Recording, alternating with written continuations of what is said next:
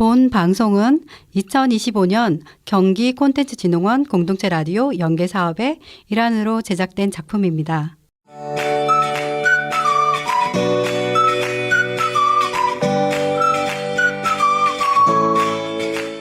안녕하세요.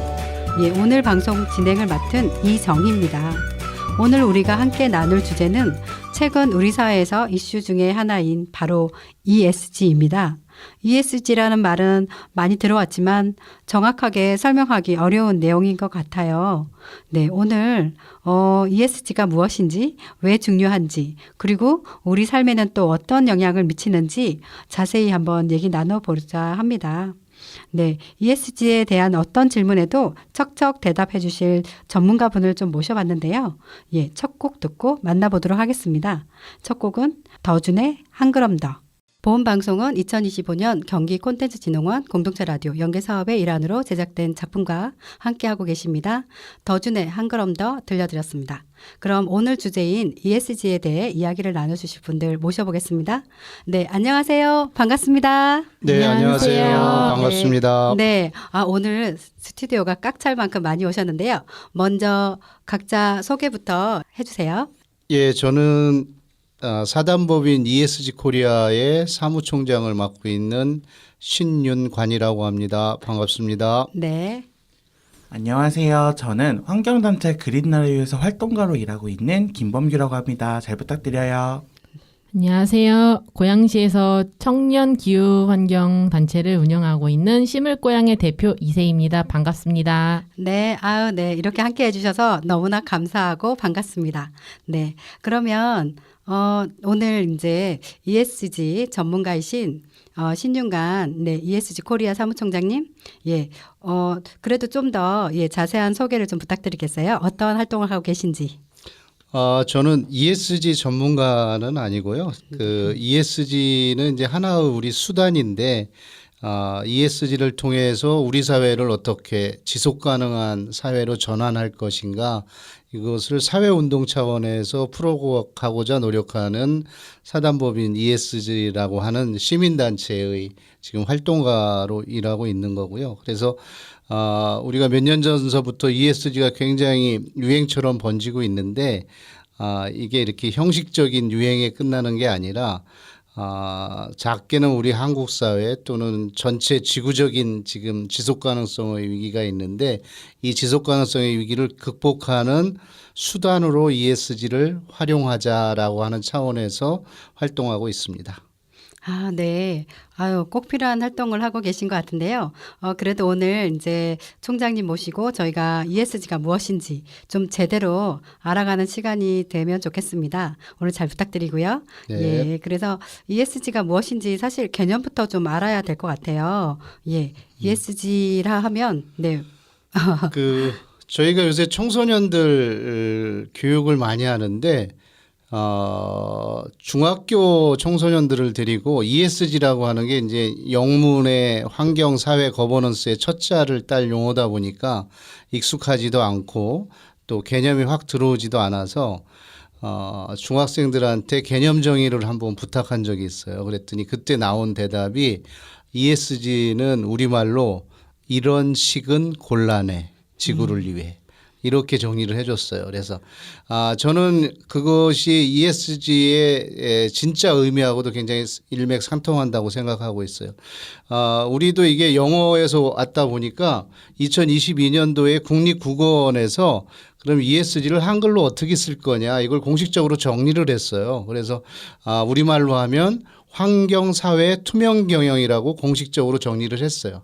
그래서 그 단어 그대로 ESG는 기업이 됐든 조직이 됐든 지방자치단체가 됐든, 기업을 예를 들면 기업이 어떤 상품이나 서비스를 생산하는 과정에 환경적으로 사회적으로 끼치는 영향, 이것을 투명하게 공개해라. 이게 ESG예요. 네, 좀 전에 한 번만 더 말씀 주시겠어요? 네. 뭐라고 하셨죠? 환경사회 투명경영. 환경사회 투명경영. 네, 환경사회 투명경영.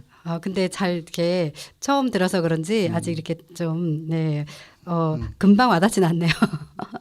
이제 계속 이야기를 좀 나눠보면 사실은 이게 지속 가능한 우리가 알기로는 지속 가능한 사회를 위해서 이것이 필요하다. 이 정도의 이제 이해를 하고 있습니다. 네. 예, 그래서 뭐가 중요하고 왜 필요한지 예, 같이 좀 얘기해 주시면 좋겠습니다. 가장 중요한 거는 여기 오늘 두 분의 청년들도 지금 함께 하고 있지만 뭐 우리 사회 또는 전 지구적으로 겪고 있는 가장 심각한 위기가 기후 변화에 따른 기후 위기잖아요. 근데 이 기후 위기를 극복하기 위해서 핵심적인 이슈가 다들 아시는 것처럼 이산화탄소 온실가스의 대표적인 온실가스인 이산화탄소 배출을 감소시키는 거예요. 이산화탄소는 주로 우리가 쓰는 자동차 연료나 에너지를 통해서 발생하게 됩니다. 그러면 이산화탄소가 적게 발생하는 에너지나 연료로 전환하는 게 지금 소위 얘기하는 재생에너지, 그러니까 햇빛 발전이나 풍력 발전 이런 걸 얘기하고 있는 거잖아요. 근데 이러한 전환들이 전 세계적으로도 벌써 기후변화에 대한 대책을 정부나 시민사회나 수없이 이야기해 왔는데 여러분들이 아시는 것처럼 뉴스 어디에도 현재 기후변화가 심각하다는 이야기는 나오지만 기후변화가 조금 완화되거나 조금 사정이 나아집니다. 이런 뉴스를 보신 적 있나요? 없을 없는 거예요. 것 같아요. 아니 특히나 범규님은 지금 환경 관련해서 활동을 하고 있잖아요. 네. 네네. 그럼 어떻게 들어보신 적 있어요? 사실 ESG 많이 들어보는데 기후 변화가 나아지고 있다는 정말 없고 맨날 심각해지고 있다는 이야기만 계속 들려오는 것 같아서 걱정이 크네요. 그래서 고민이 시작된 거예요. 그러니까 유엔이라고 하는 국제기구든 실제 이런 기후위기의 일선에 있던 그러면 현재에서 어느 조직이 어느 단위가 기후변화를 완화시키기 위한 노력에 참여하여야 이게 가능하느냐. 여기 말씀하신 대로 이런 단체에서 아무리 수많은 캠페인을 해도 실질적으로 이산화탄소를 줄일 수 있는 양은 아주 미미하고 우리 사회 전체의 시스템을 바꾸기에는 너무 미약하다는 얘기죠. 그래서 생각해 보니 전 세계적으로 사람들한테 가장 많은 영향을 끼치고 있고 환경적으로도 가장 많은 영향을 끼치는 게 기업이라는 거예요. 기업이 인간이 필요한 상품과 서비스를 만드는 과정에 모든 게 지금 발생하고 있는 일이니까 그러면 이 기업을 기후변화를 완화시키기 위한 이산화탄소 감축하는 이 캠페인에 어떻게 참여시킬 거냐. 그럼 기업은 도대체 누구의 말을 듣느냐 하고 따져보니까 기업은 상품을 팔아야 되니까 하나는 소비자고 경영하기 위해서는 당연히 따라오는 게 자본이잖아요. 자금. 그러니까 투자자가 굉장히 중요한 거예요. 그동안은 기업을 판단할 때 투자자가 어디에 어느 기업에 투자할 걸 팔 때는 묻지도 따지지도 않고 돈만 이익을 많이 내는 기업이 좋은 기업이었어요. 근데 지금은 ESG 시대 또 지속 가능성의 위기 시대의 좋은 기업은 돈을 많이 버는 것과 더불어 어떻게 버느냐가 굉장히 중요한 시대가 된 거예요. 어떤 원료를 썼습니까? 어떤 생산 공정에 어떤 에너지를 통해서 가동했습니까? 그 제품을 만드는데 일하는 노동자들의 환경은 어떻습니까? 이걸 따져 물어야 된다는 거예요. 돈을 많이 버는 것과 더불어. 그래서 그런 것을 기준으로 만들어서 투자자들한테 유엔이 2015년에 제안을 합니다. 큰 투자자들을 모아놓고 사무총장이 회의를 소집해서 앞으로 여러분들이 기업의 투자를 결정할 때 그동안은 돈을 얼마나 많이 버나요? 이것만 가지고 했는데 앞으로는 그 기업이 그러한 생산과 유통 과정에 환경적, 사회적으로 어떤 영향을 끼치는지 이것도 기준을 만들어서 한번 살펴봅시다. 두 가지를 같이 봅시다.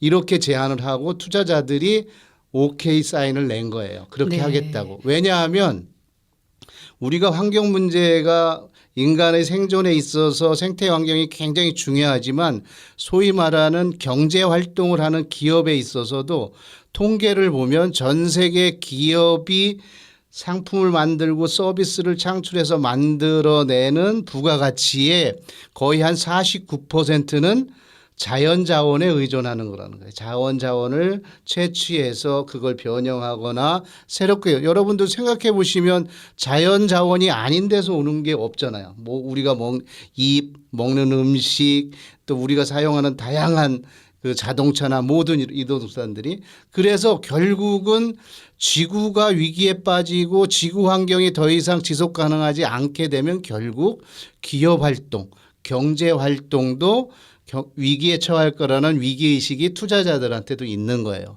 그래서 이거는 그냥 환경운동가나 또는 정부가 그냥 기후위기 심각하니까 우리 이제 막아봐야 돼요가 아니라 우리 인류 경제 전체에도 영향이 심대하다. 그러니까 기업이 기후변화에 좀 긍정적인 영향, 기후변화를 완화시킬 수 있는 영향으로 비즈니스 모델, 그러니까 생산하는 방식, 유통하는 방식을 바꿔야 되고 더 나아가서는 아예 기후변화를 완화하는 것을 새로운 돈 버는 비즈니스 모델로 만들어 나가야 돼. 그게 ESG의 궁극적인 목적이에요. 그래서 기업들을 우선 전 세계의 기업들이 이렇게 ESG라고 하는 기준으로 자기가 환경적으로 사회적으로 어떤 영향을 끼치는지 체크할 수 있도록 규정을 만들고 법을 만드는 거예요. 그런데 이거는 ESG는 과거에 우리가 지속가능 발전 그래서 지속가능 경영도 있었고 뭐 녹색 경영도 있었고 인권 경영도 있었고 근데 그동안의 차원들은 이게 권고였어요. 권고. 현재의 ESG는 대한민국뿐만이 아니라 전 세계가 이것을 지키지 않으면 처벌을 받는 규정으로 만들고 있다는 거예요. 국내에 들어온 법으로 만들고 있다는 거예요. 그러니까 해도 되고 안 해도 되고가 아니라 반드시 해야 되는 과정으로 지금 점점 촘촘하게 이걸 지금 만들어가고 있다는 얘기예요. 그래서 훨씬 더 영향력이 크다 이런 말씀을 드리는 거죠. 정말 꼭 필요하고 중요한 것 같죠? 네, 맞아요. 네. 그러면 우리가 지속 가능한 사회를 위해서 ESG는 진짜 말씀처럼 꼭 필요한 것 같아요. 우리가 제대로 알아야 될 것 같은데요. 우리가 ESG가 이제 사회에서 제대로 이제 말씀처럼 규정화되고 이제 정착되려면 우리 시민들은 또 우리는 어떤 역할을 좀 해야 될까? 우리의 역할도 있지 않을까요? 실천해야 될. 있죠. 네. 우리 특히 청년들의 역할이 큽니다. 그러니까 시민들은 여러분들이 생각해 보세요. 우리가 ESG를 할 때 ESG 기업 경영이다 하면 핵심적인 키워드가 뭐냐면 이해관계자의 이익을 생각하라는 거예요. 과거의 기업들은 경영학에서는 과거에도 그렇게 가르쳤어요. 기업이 신경 써야 될 분들은 오로지 주주예요. 주주의 이익만 되면 어떤 일이든 하는 거예요. 그런데 지금은 ESG는 아까 환경 사회적 영향에 대해서 따져 묻겠다는 거잖아요. 그러니까 결국은 기업의 이해 당사자, 1차 이해 당사자가 누구예요? 그 기업에서 일하는 직원. 2차 이해 당사자가 소비자. 그리고 3차가 그 기업이 위치하고 있는 지역사회, 장소가 있는 지역사회예요. 그러니까 직원, 소비자, 지역사회에 환경적으로나 사회적으로 이익되는 행위를 해야 되는 거예요. 그러니까 이 사람들의 요구가 뭔가를 과거보다는 훨씬 민감하게 기업들이 바라봐야 되는 거예요. ESG 경영을 한다는 건. 그러면 시민은 뭐냐?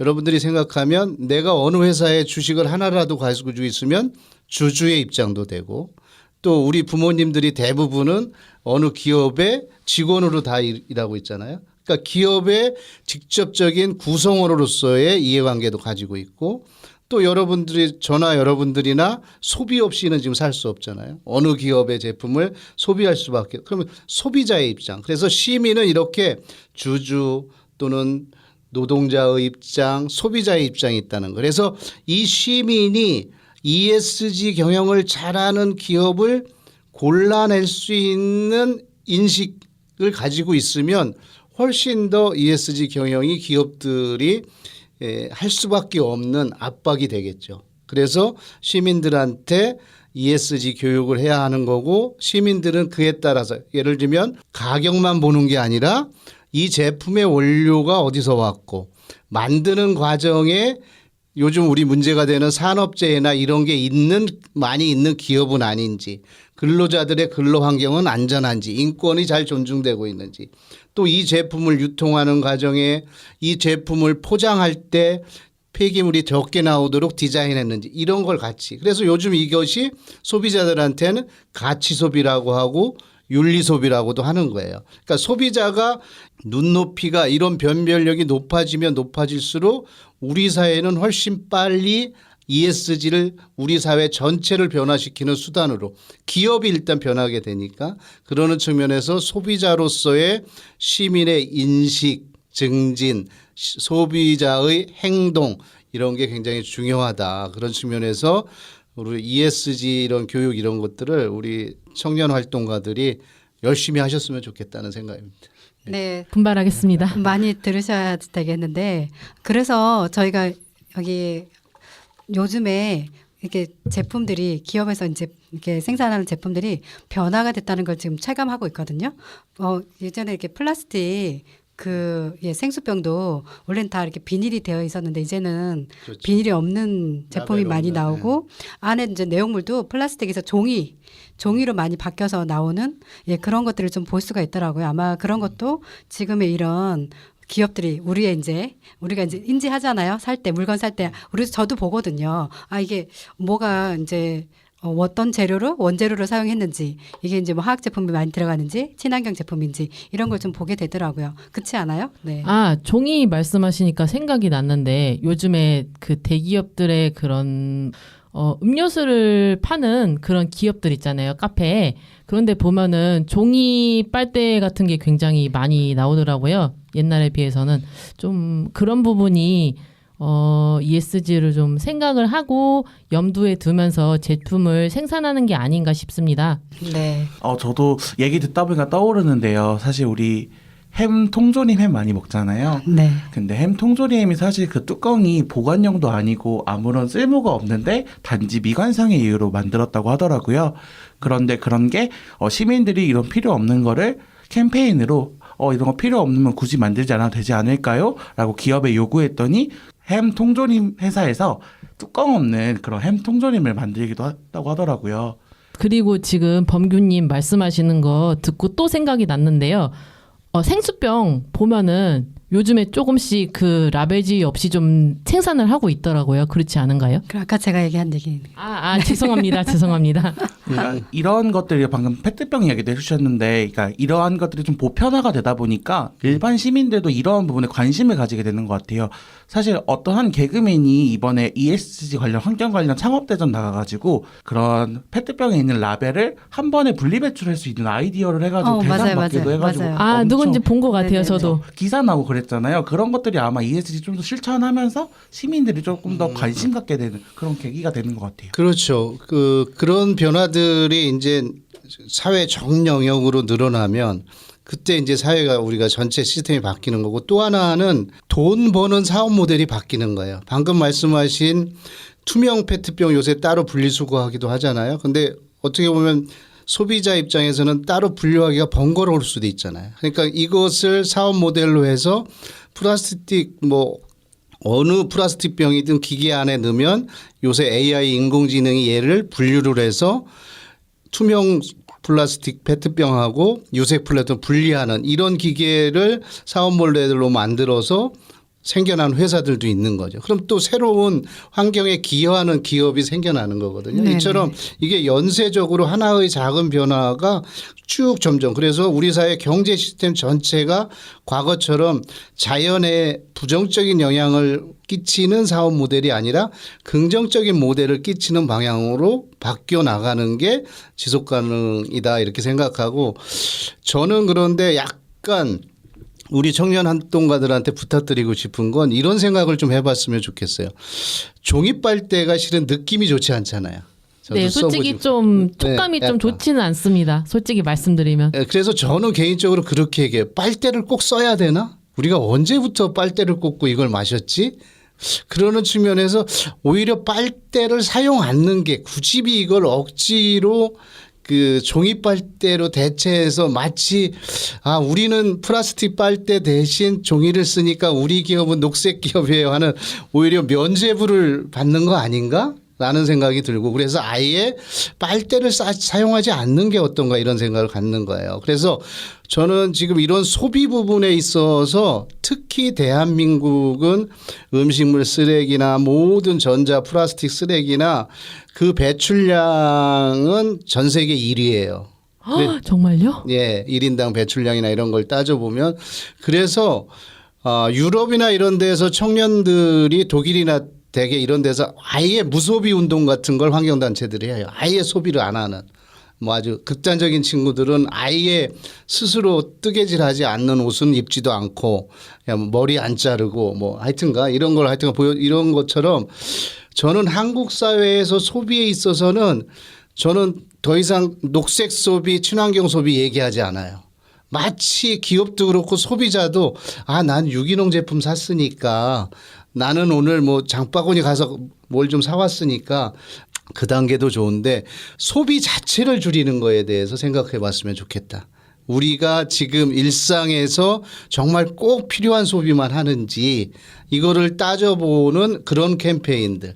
그래서 그것을 마치 무슨 녹색 제품으로 뭐 대체하고 하는 게 아니라 아예 현재 단계에서 우리 일상의 소비 그 자체를 좀 줄여보는 이런 캠페인을 좀 하면 어떨까. 우리 공동체 라디오에서도 좀 그랬으면 좋겠어요. 네. 그러면은 그럼 사무총장님 말씀에 따르면은 지금 걱정하시는 바가 그린워싱뿐만 아니라 그렇죠. 애초에 좀 저희들이 이렇게 좀 소비하는 것 자체를 좀 우려하고 계신다는 말씀이신 거잖아요. 그렇죠. 진짜 되게 공감이 되는데 이게 참 기업들이 좀 얄밉다는 생각이 가끔이 좀 들어요. 그게 어느 부분에서 좀 그런 생각이 드냐면은 화장품 살 때 좀 그런 생각이 좀 많이 들거든요. 이게 여성들은 좀 귀여운 거 보면 좀 참지를 못해요. 그래서 이해하실지는 모르겠는데 귀여운 거 보면 정말 참지를 못하거든요. 그래서 뭐 예를 들어서 제가 영양제를 사야 되는데 거기에 귀여운 그 캐릭터가 그려져 있는 화장품 파우치가 있어요. 네. 그런 거 보면은 무조건 사야 되겠다는 좀 생각이 막 들어요. 그렇게 하다 보면은 완판이 됩니다. 네, 세희님이 좀 유독 그런 걸로 알겠습니다. 네. 그래서 조금 네. 이런 그 소비자 인식 교육 같은 건 그래서 일회적으로 하면 안 돼. 끊임없이 사회가 자극을 줘야 돼요. 사람들한테. 이게 행동을 바꾸는 문제이기 때문에 오늘 이렇게 얘기를 나눌 땐 저도 그렇고 그래 이제 진짜 소비를 좀 줄여봐야겠어. 근데 뒤돌아서면 또 그게 안 돼. 그래서 이걸 예를 들면 사회적으로 치면 아이들 그래서 저희가 초중고 학생들 특히 초등학교 수준의 아이들한테 이 교육을 굉장히 강조해서 지금 시키고 있어요. 그러면 정말 그 친구들이 스스로 우리 집의 소비 실태 같은 걸 포스터로 만들고 뭐가 앞으로 소비를 진짜 하지 않아야 되겠다 이런 거 하는 것처럼 성장 과정에서 또 기성 성인들도 끊임없이 자극을 주는 그런 게 저는 환경단체나 이런 공공 캠페인의 역할이라고 생각하고 우리가 예를 들면 대표적인 게 여성들의 화장품, 핸드폰 이 포장이잖아요. 포장 용기. 네, 맞습니다. 핸드폰도 하나 사면 뭐 아직도 어마어마하잖아요. 그 나오는. 근데 그렇게까지 그거는 아직은 근데 소비자들이 그걸 선호한다는 거지. 그러니까 네, 그게 맞습니다. 유지되고 있는 거거든요. 그래서 그걸 바꾸려면 결국은 개인 소비자의 결심도 중요하지만 그것이 집단화되고 어떤 힘이 돼야 되는 거지. 그리고 저는 과감히 소송하라고 얘기해요. 특히 청소년들한테 기후변화 문제와 관련해서 작년에 우리 헌법재판소가 정부의 온실가스 감축 목표 잘못됐다고 청소년들의 환경권을 침해한 거라고 법원에서 미래 세대들을 손을 들어줬잖아요. 마찬가지예요. 지금 여러 가지 법적으로 가전제품을 만드는 회사는 법적으로 가전제품을 의무적으로 어느 정도씩 회수하라는 법도 있고요. 다. 지금 만들어서 파는 게 끝이 아니에요. 그러면 이런 것들에 대해서 소비자들이 정확히 인식하고 그런 과정에 회수가 잘 안 되고 있으면 왜 안 되고 있는지, 포장 용기가 개선이 안 되고 있으면 안 되고 있는지. 최근에 제가 가장 많이 말씀드리는 거는 세탁기에 미세 플라스틱 거름망을 왜 한국 세탁기 가전들은 장착 안 하는지, 이런 문제예요. 그러니까 지금 플라스틱 이슈가 환경 이슈 중에 생물 다양성과 더불어 지구적으로는 가장 큰 이슈인데 플라스틱을 줄이자는 얘기죠. 그중에 건강에 가장 영향을 끼치는 게 미세 플라스틱이에요. 벌써 2019년 언론 보도에 이미 대한민국 1인당 미세 플라스틱 섭취량이 신용카드 한 장 정도라고 일주일에. 그 정도를 매주 드시는 거잖아요. 근데 이건 심각하게 국민의 기본권인 환경권, 건강권, 행복 추구권을 저는 침해하고 있다고 봐요. 그러면 당연히 이런 것들이 법제화돼서 적어도 그 미세 플라스틱이 가장 많이 나오는 게 우리 합성섬유 세탁할 때 세탁기에서 나와요. 그 세탁기 빨랫감물은 오수관을 통해서 그대로 강과 바다로 흘러가고 그 생선을 다시 먹는 거예요. 이렇게 들어오는 미세 플라스틱 섭취량이 많은 거거든요.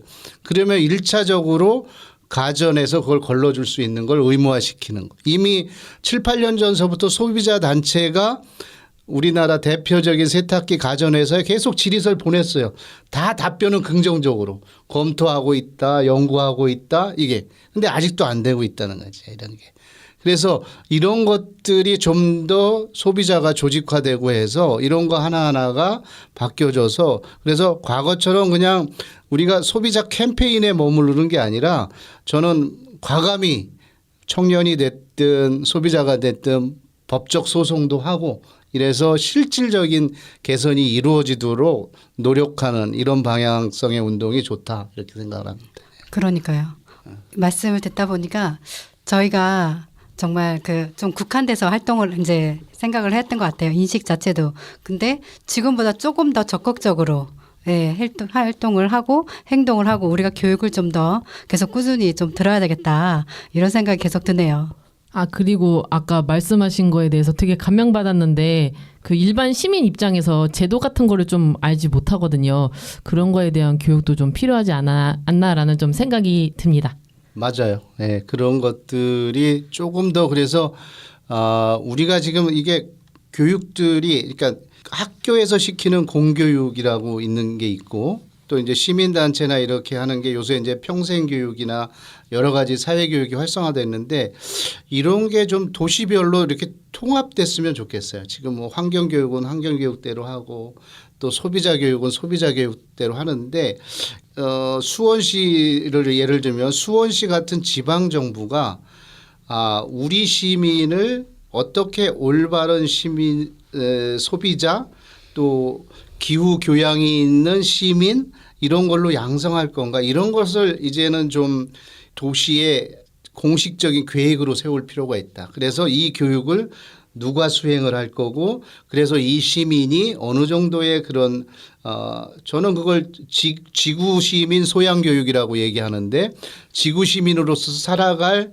이런 교육을 어느 정도 지금 받고 있는지 이런 걸 체크를 해서 여기 청년단체는 우리 청년들을 대상으로 이런 환경교육, 인권교육 이런 걸 여기서 담당해 주세요 하고 그런 것들이 좀 이렇게 지금 충분히 온라인상에 그런 게 충분히 구현이 가능하니까 그래서 누가 어느 정도의 교육을 받았는지도 다 확인 가능하고 하니까 그런 것들이 좀 더 체계적으로 이루어졌으면 좋겠다는 생각이에요. 네. 감사합니다. 오늘 너무 많은 교육 저희가 지금 교육받고 있는 것 같습니다. 네. 네. 지금 이제 계속 ESG와 함께라는 주제로 이제 신윤관 ESG 코리아 사무총장님과 이야기를 나누고 있는데요. 지금 앞에서 이제 같이 얘기 들었지만 말씀처럼 ESG가 정말 이 사회 뭐 기후 여러 가지 측면에서 되게 중요한 것 같아요.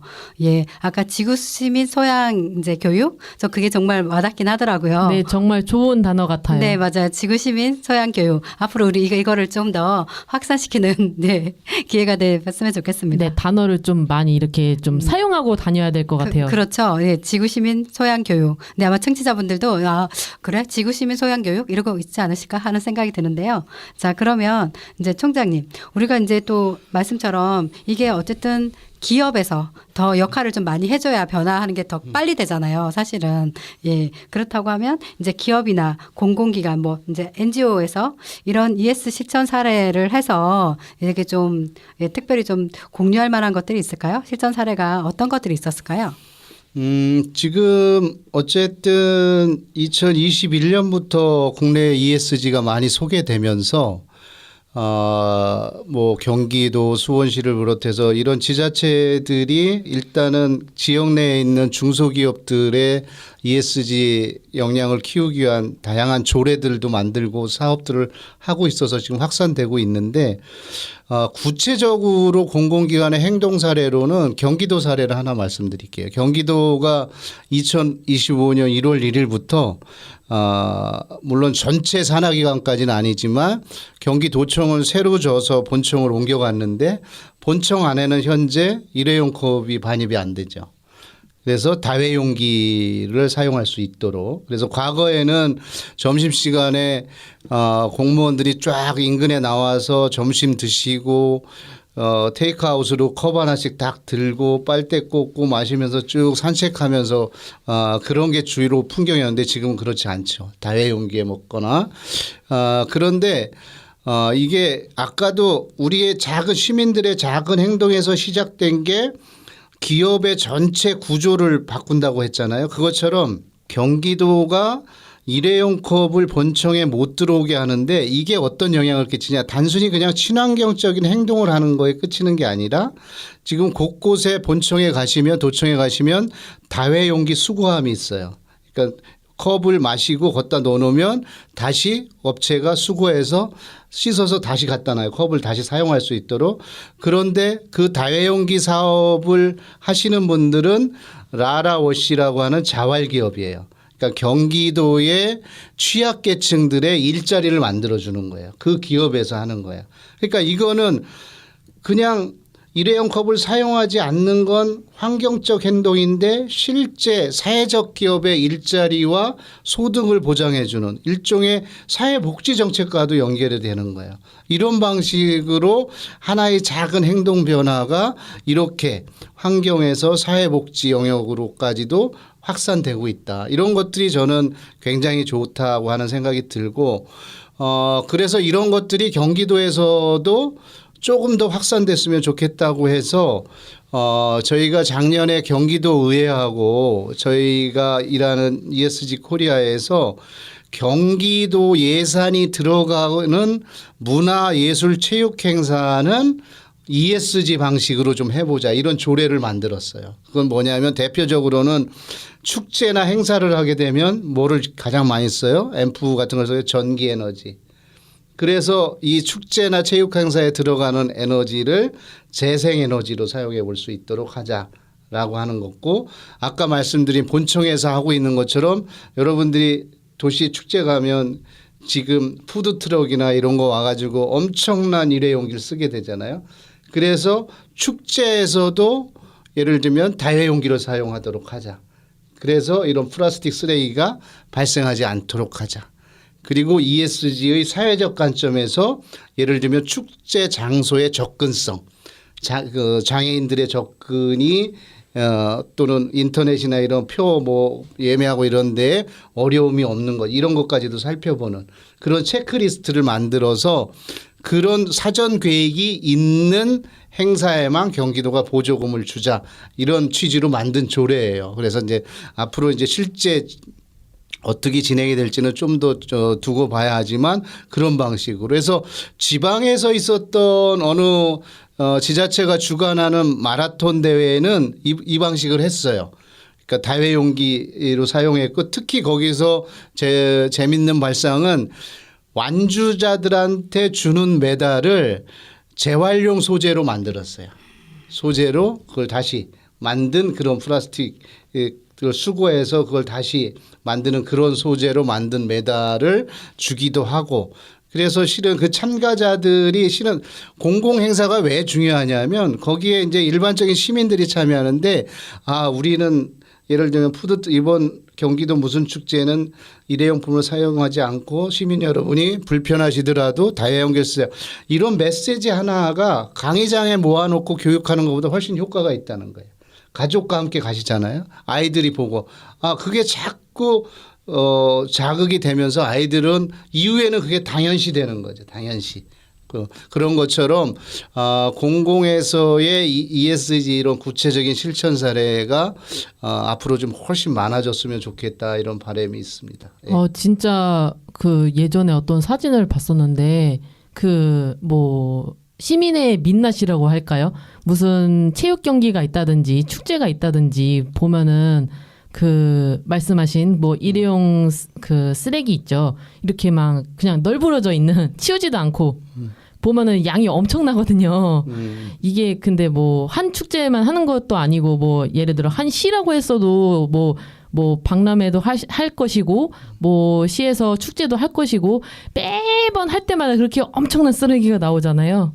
맞아. 정말 좋은 조례인 것 같습니다. 그래서 그런 거에 실제 잘 지키고 있는지 모니터링을 우리 청년들이 하시면 되잖아요. 현장에 가서 알바비 좀 받고.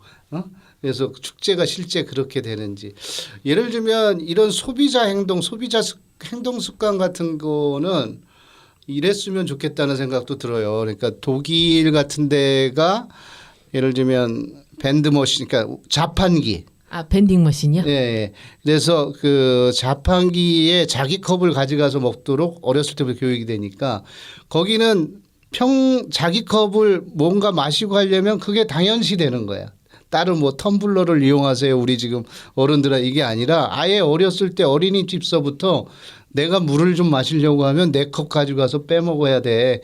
거기에 뭐 우리는 지금 뭐 종이컵도 비치해 놓고 옆에 종이로 돼 이런 거 하지만 아예 그렇게 하면 당연히 내가 이동할 때 내 컵을 소지하고 가야 물을 마시고 있다는 게 어렸을 때부터 됐으면 좋겠다. 그러니까 지금도 저는 우리 사회가 한번 전면적으로 이걸 해버리면 저는 충분히 가능하다고 생각해요. 그러니까 전 세계가 대한민국의 환경 정책 중에 놓으려는 거는 쓰레기 종량제예요. 전 세계에 이런 데는 없어요. 미국은 훨씬 더 우리보다 심각하고 음식물 따로 분리하고 종량제 봉투에 또 넣고 이렇게 하는 시민들이 없어요. 근데 다른 나라는 이게 엄청난 반발이 있을 거라는데 대한민국은 어느 순간 실은 그것을 시행했을 때 국민들한테 적극 홍보하거나 이러지도 않았어요. 정말요? 예, 어느 순간 법이 바뀌고 그런데 정확히 따라주잖아요. 나는 죽었다 캐나도 종량제 못해 이런 사람 한 명도 없단 말이에요. 그런 것처럼 근데 그때보다는 지금 훨씬 더 시민들이 느끼는 어떤 지구적 생태 위기 이런 건 훨씬 더 심각하단 말이에요. 그래서 이런 것들을 좀 과감히 하면 그러니까 내가 속한 단체도 이제 이런 세미나나 토론회를 많이 해요.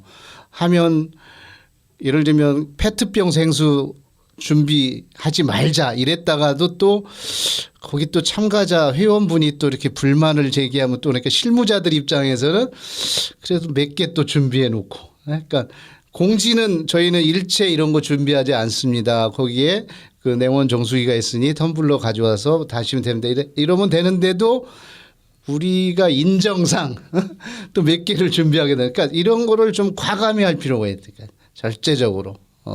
그리고 제가 지자체 다니면서 가끔 얘기하는데 그런 뭐 관청에 무슨 회의를 하러 가면 회의가 끝나면 차 가져오신 분하고 주차권을 꼭 챙겨줘요. 근데 왜 걸어오신 분한테 버스표는 안 주느냐 내가 꼭 반문해요. 지금 상황적으로 보면 걸어오는 사람 또는 대중교통을 이용한 사람이 훨씬 우대받아야 되는 거 아니에요? 네, 맞습니다. 여러분들 생각할 때 어때요? 그렇죠? 그렇네요. 네. 그래서 이게 아주 사소한 거지만 그래서 공공이 이렇더라도 저는 우리 민간이나 이런 데서 할 때는 걸어오거나 대중교통 이용하는 사람을 훨씬 우대해야 되는 거죠. 하다못해 박수라도 쳐줘야 되는 거죠. 그러니까 이렇게 아주 근본적인 거에서부터 그게 아주 거창한 걸로 ESG 실천을 하고 기후변화 대응 활동을 하는 게 아니라 우리가 사소한 이런 인식의 전환, 그에 따른 사소한 행동의 전환, 이것이 굉장히 중요하다 이렇게 생각을 합니다. 아, 진짜 많은 영감을 주시네요. 많이 배워야 되고 많이 인식해야 될 거예요. 오늘 얘기를 통해서 좀 많이 알게 됐습니다. 네, 본 방송은 2025년 경기 콘텐츠진흥원 공동체 라디오 연계 사업의 일환으로 제작된 작품을 듣고 계십니다. 네. 오늘 이렇게 이제 이런 실천들이 지금 많이 이루어져야 이 사회가 지속 가능하고 기후위기도 함께 극복을 할 텐데요.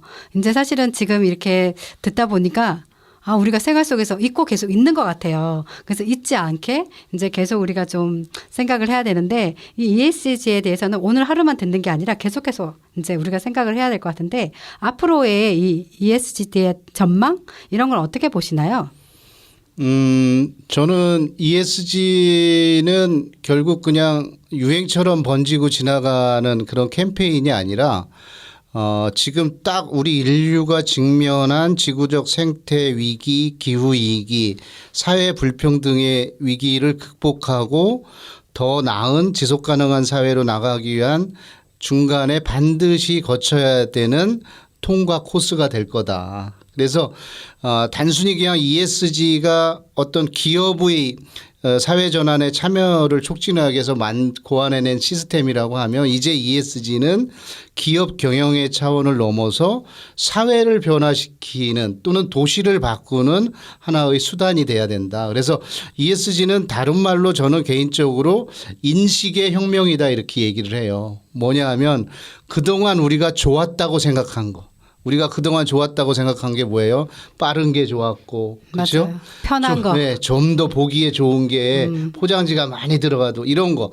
그동안 우리가 좋다고 생각한 것을 이제 뒤집어 봐야 된다는 거지. 그게 앞으로도 계속 좋을 것인가.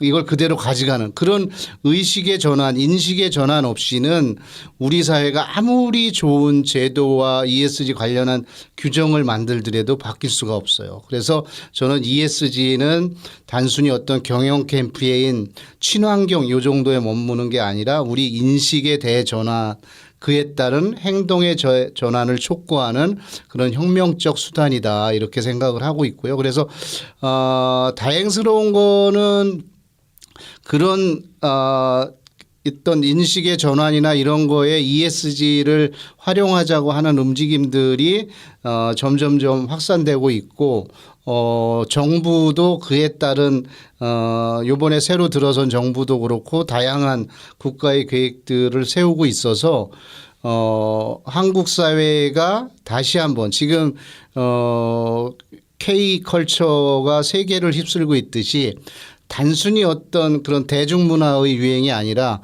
또 인류의 신문명 이런 지속 가능한 신문명을 개척하는 데도 저는 대한민국이 선도적 역할을 할 수 있다 이렇게 생각을 하고요. 그런 측면에서 저는 이런 공동체 라디오 같은 매체들이 일관되게 원칙을 갖고 지구시민 교양 라디오로서의 역할을 다 해주는 게 굉장히 좋다 생각하고요.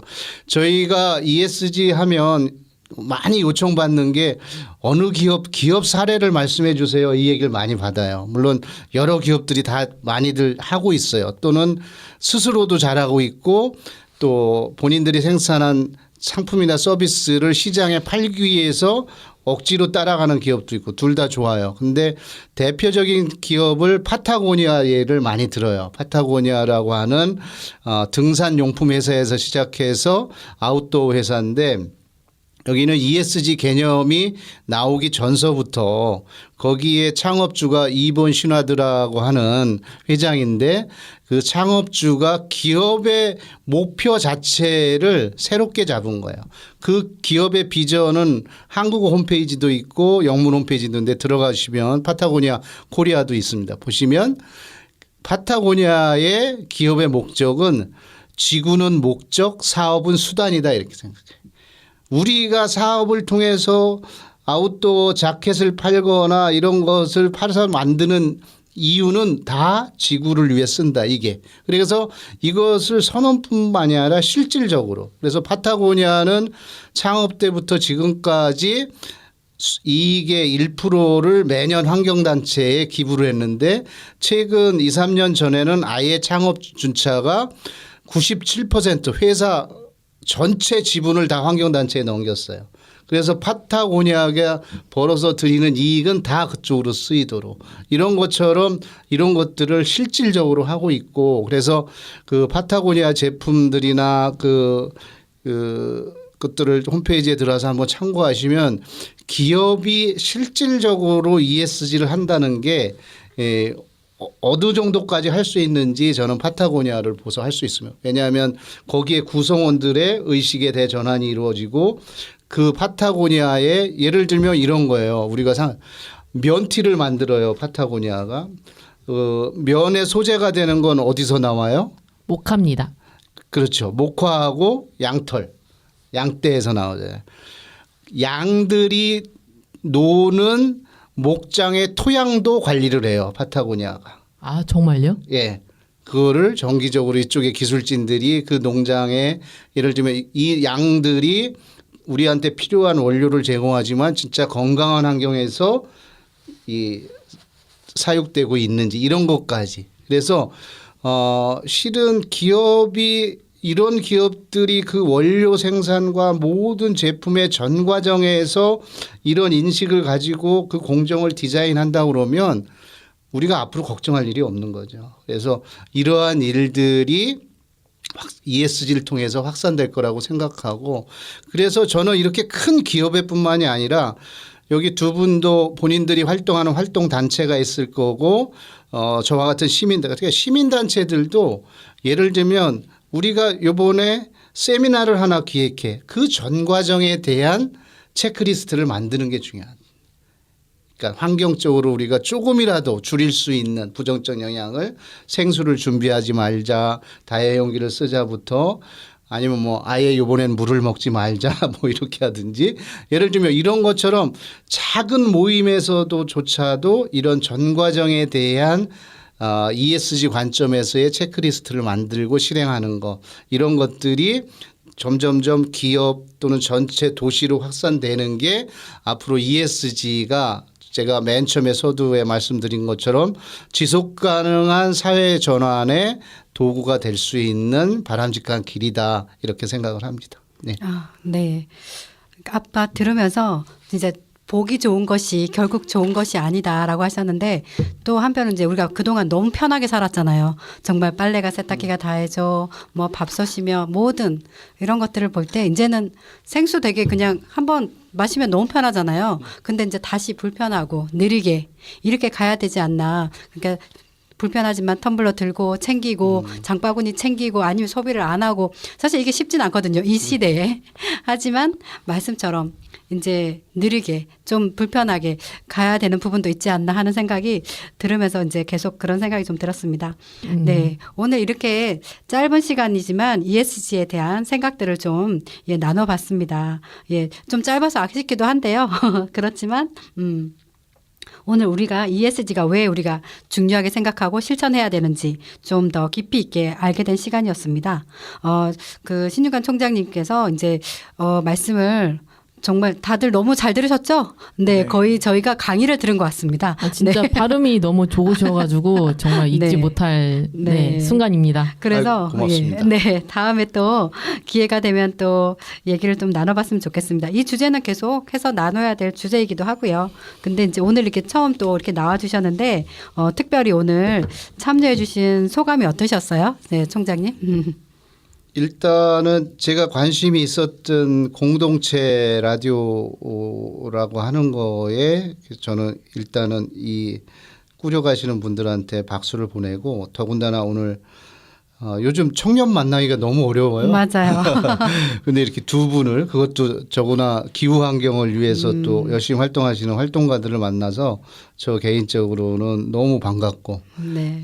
앞으로도 계속 교류했으면 좋겠다는 생각을 갖고 있고요. 그래서 오늘 수원 공동체 라디오가 아까도 말씀드린 것처럼 지구시민 교양에 선두 매체가 됐으면 좋겠습니다. 이상입니다. 네, 감사합니다. 그러면 이제 이어서 김범규님과 이세님도 소감 한번 나눠주세요. 진짜 오늘 너무 내용 자체가 너무 뜻깊고 좋은 시간이었던 것 같아요. 아까 막 그런 쓰레기를 재활용하고 플라스틱 재활용한 뭐 마라톤 얘기도 해주셨는데 얼마 전에도 사실 한번 열려서 저도 거기에 기부했었거든요. 거기 마라톤 같은 경우는 보니까 뭐 집에 있는 옷빈이라든지 뭐 그런 받아갈 것들을 담을 종이봉투 같은 거를 모집해서 그걸 나눠주더라고요. 그래서 그런 캠페인도 일반인들이 참여할 수 있는 기회도 많으니까 그런 것도 참여할 수 있어서 좋았던 것 같고, 그리고 사실 저도 축제나 이런 게 좀 많이 나가는 편이에요. 단체가 사회활동을 좀 하다 보니까 축제를 이런 거를 환경축제를 사실 표방은 하는데요.